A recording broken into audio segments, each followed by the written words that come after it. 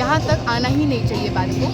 भूख हड़ताल वो लोग तब करते हैं जब उनको लगता है कोई और चारा नहीं है। तो आज वो देश जहाँ पर सबसे बड़ी आबादी युवाओं की है, आज उस देश के सत्ता में काबिज लोगों ने देश के युवाओं को मजबूर किया कि अनिश्चितकालीन भूख हड़ताल पर वो बैठे, क्योंकि सही में हमारे पास कोई और चारा नहीं है। आपने ज़िंदगियों को नीलाम किया, फ्यूचर्स को बर्बाद किया, सालाना 13,000 लोगों की जान ली, लगातार 1.5 साल 2-2 साल 5-5 साल तैयारी कर रहे लोगों के भविष्य को आपने 20 लाख 25 लाख में बेच दिया।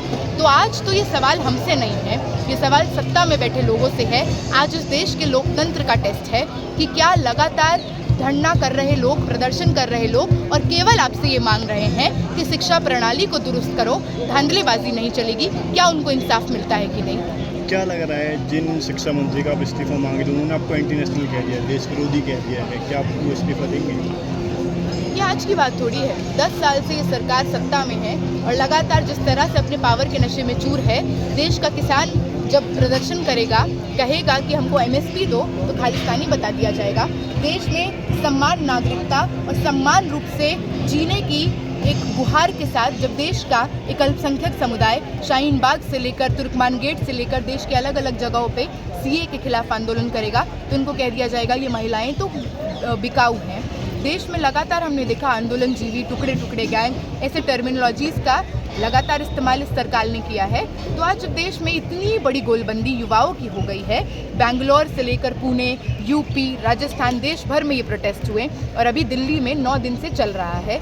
तो ऑफकोर्स जो सरकार जवाबदेही से इतना घबराती है, जहाँ पर किसी भी और तरह से कॉग्निजेंस लेने का कोई मैकेनिज्म नहीं है, मुँह खोलने का कोई प्रेसिडेंट नहीं है, बालासोर में ट्रेन एक्सीडेंट हो जाएगा, रेल मंत्री मुंह नहीं खोलेंगे, LPG का क्राइसिस हो जाएगा, देश के प्रवासी मजदूर और छात्र घर जाने को मजबूर हो जाएंगे, लेकिन वित्त मंत्री और गृह मंत्री मुंह नहीं खोलेगा। तो ये सरकार डरती है और डरने के बाद वो लोग जो इनके खिलाफ लड़ते हैं उनको इस तरह से एंटी नेशनल बताया जाता है। आप इसी परीक्षा लीक के कड़ी में देखेंगे, सबसे पहले पाकिस्तानी एजेंट 17-18 वर्ष के जो स्टूडेंट्स हैं जो स्कूल में पढ़ रहे थे, जिन्होंने कहा कि हमारी नोटबुक में हमारे आंसर शीट मैच नहीं हो रहा है, उनको कह दिया गया पाकिस्तानी एजेंट।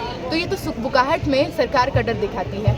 लेकिन सरकार में बैठे लोग तो बार बार ये कह रहे हैं हमारी सरकार में इस्तीफे नहीं होते, इस्तीफे का कोई चलन ही नहीं है हमारे यहाँ। हाँ, तो फिर अगर सरकार में इस्तीफे नहीं होते और हम लोग वहशतगर्द हैं, हम लोग एंटी नेशनल हैं, तो इतनी बौखलाहट क्यों? हर दिन गोदी मीडिया के पत्रकारों को यहाँ पे क्यों भेजा जाता है? हर दिन ऐसे लोगों को क्यों भेजा जाता है जो यहाँ पर आकर अपना प्रोपेगेंडा साधने की कोशिश करते हैं? आपको हर दिन दिखेगा किसी के साथ मारपीट की जाती है। अभी यहाँ पे 2-3 दिन पहले लगातार एक बच्ची है जो अपने पिता के साथ यहाँ पे प्रोटेस्ट में आती है, उनके पिता का सर फोड़ दिया गया। लगातार परसों रात को जब हम लोग यहाँ पे रुके थे, 3-4 लोगों को मारपीट की गई।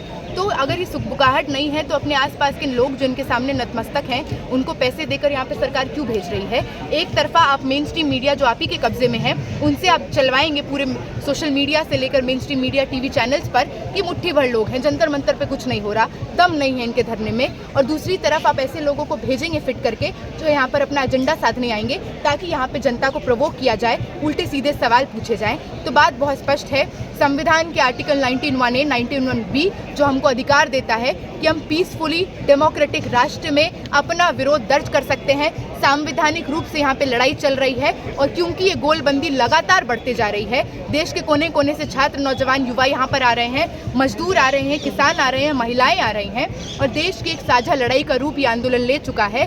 तो सत्ता में बैठे लोगों को डर लग रहा है कि उनकी कुर्सी जाने वाली है। तो हम यहाँ से यही कहना चाहते हैं, ये डर अच्छा है। तो आपको क्या लग रहा है इस्तीफा इस प्रॉब्लम का सॉल्यूशन है? क्योंकि अगला अगर शिक्षा मंत्री जो भी बनेगा वो BJP से ही बनेगा, तो क्या प्रॉब्लम सॉल्व हो जाएगी? नहीं, प्रॉब्लम सॉल्व नहीं होगी, लेकिन जिस देश में एक दशक से जो लोग सत्ता में हैं उनको इतना गुमान हो जाएगा उनकी कुर्सी का कि जब राजनाथ सिंह जब ये बात कहते हैं कि हमारे कैबिनेट में तो इस्तीफा नहीं होता, ये एक मापदंड तय होगा कि लोकतंत्र निरंकुशता से नहीं चल सकती, अनअकाउंटेबिलिटी से नहीं चल सकती।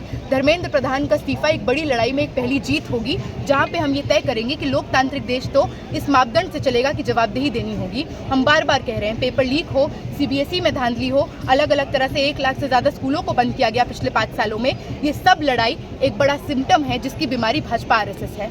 तो हंगर स्ट्राइक कब तक चलेगी? जब तक इस्तीफा नहीं होता, जब तक इस्तीफा नहीं होता, जब तक इस्तीफा नहीं होता। तो मतलब कोई टाइम डिसाइड नहीं, कब तक? टाइम कैसे डिसाइड करे सर?